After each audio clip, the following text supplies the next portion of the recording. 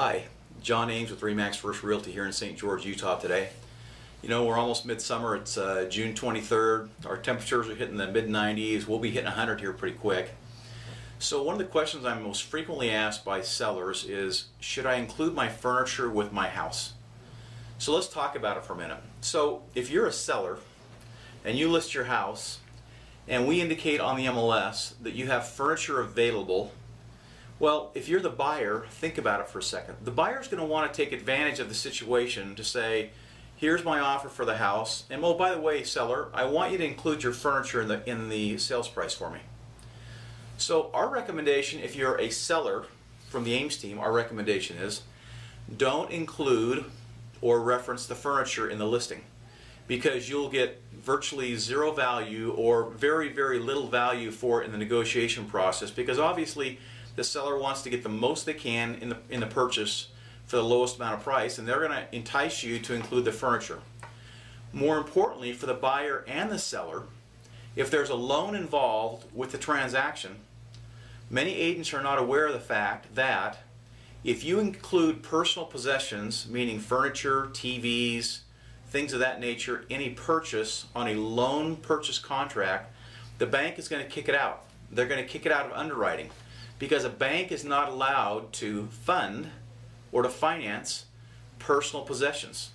So number one is, don't include personal possessions, personal property, in a purchase. Number two, if you really want to get value for the property, for the personal property, this is what we always suggest to our client. Mr. Client is selling their home. We list the property. We list the property for $500,000.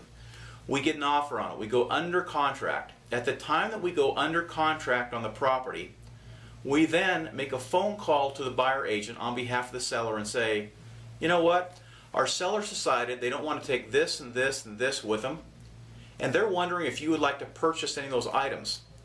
Well, now you have a separate transaction where you can actually negotiate and get some value for the furniture, as little as it will be, because used furniture goes for about 10 cents on the dollar anyway.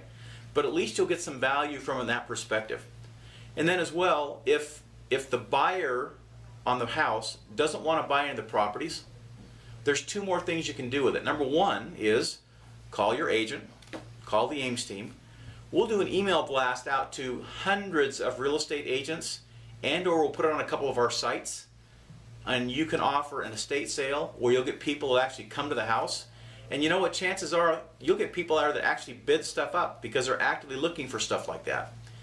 Number two is, we as your agent, we can contact a number of our clients that have recently bought homes, because our clients are always saying, hey, if you come across a widescreen TV, or if you come across a really clean used washer and dryer set, or if you come across a stainless steel fridge, we can make a phone call to those clients of ours who are looking for that, actually get you some value for it. I'm John Ames with the Ames team here in St. George, Utah. We've been talking about how to sell furniture. If you have more questions about it, give us a call here in St. George at 435-674-6011.